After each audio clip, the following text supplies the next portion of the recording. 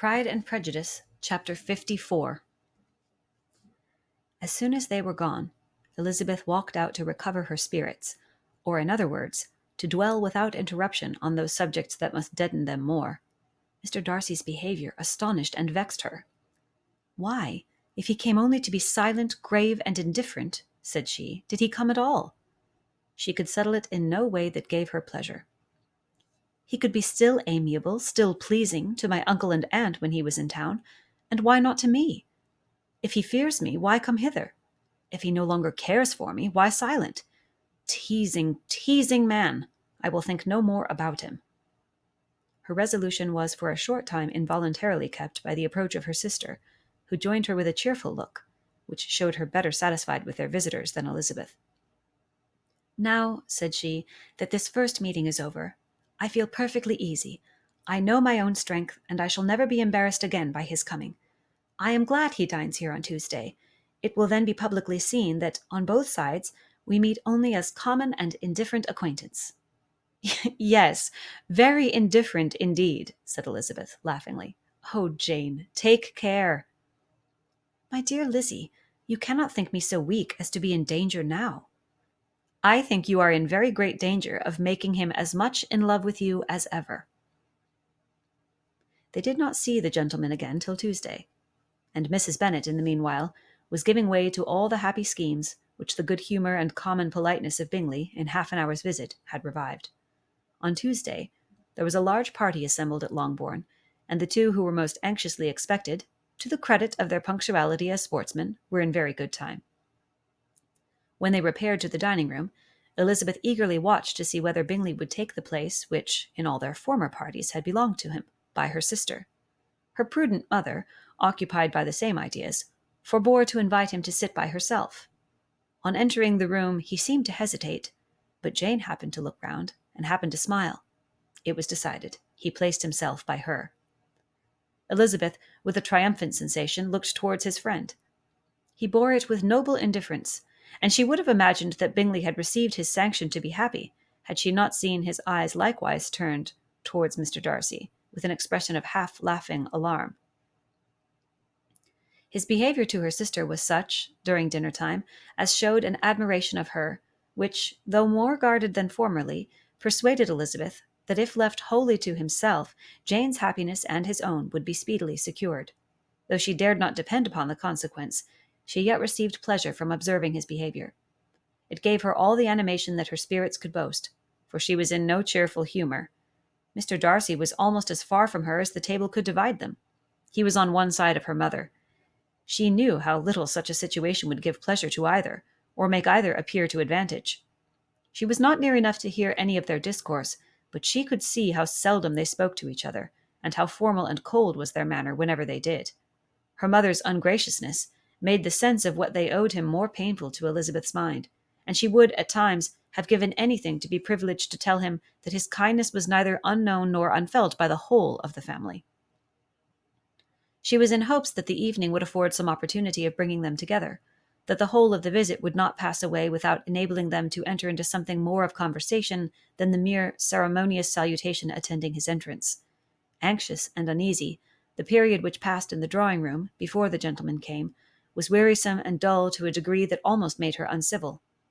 She looked forward to their entrance as the point on which all her chance of pleasure for the evening must depend. "If he does not come to me then," said she, "I shall give him up for ever."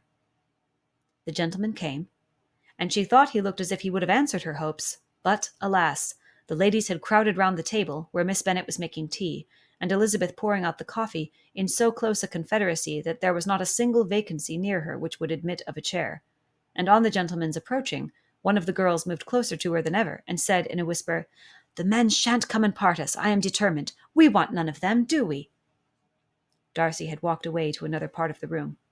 She followed him with her eyes, envied everyone to whom he spoke, had scarcely patience enough to help anybody to coffee, and then was enraged against herself for being so silly. "A man who has once been refused, how could I ever be foolish enough to expect a renewal of his love?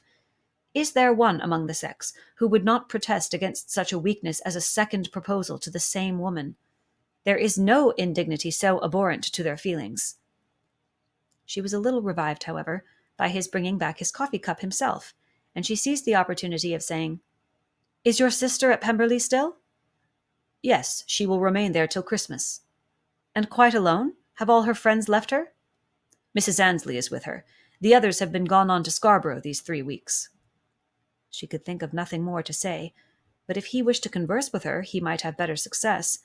He stood by her, however, for some minutes in silence, and at last, on the young lady's whispering to Elizabeth again, he walked away.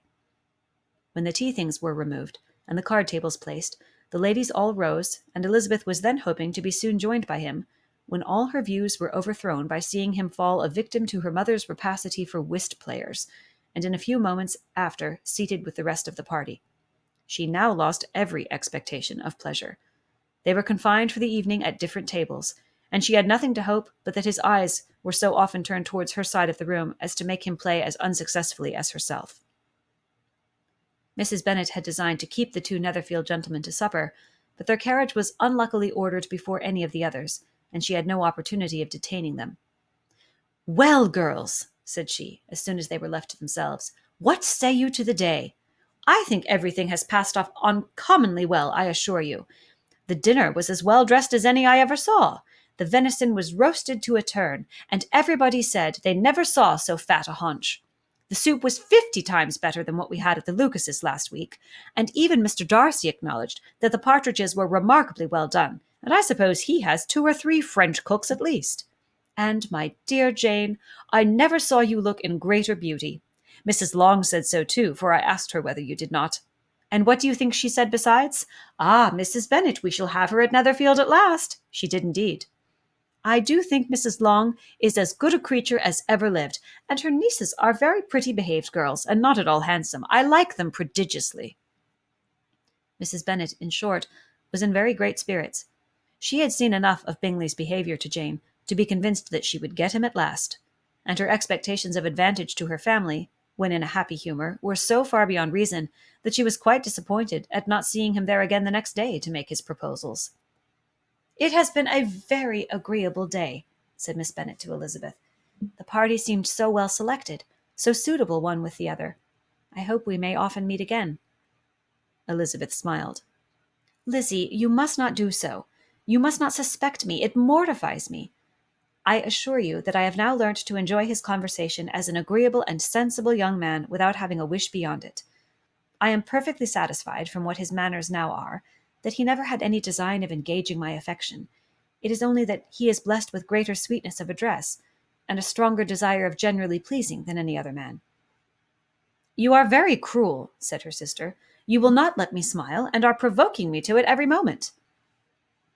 "How hard it is in some cases to be believed."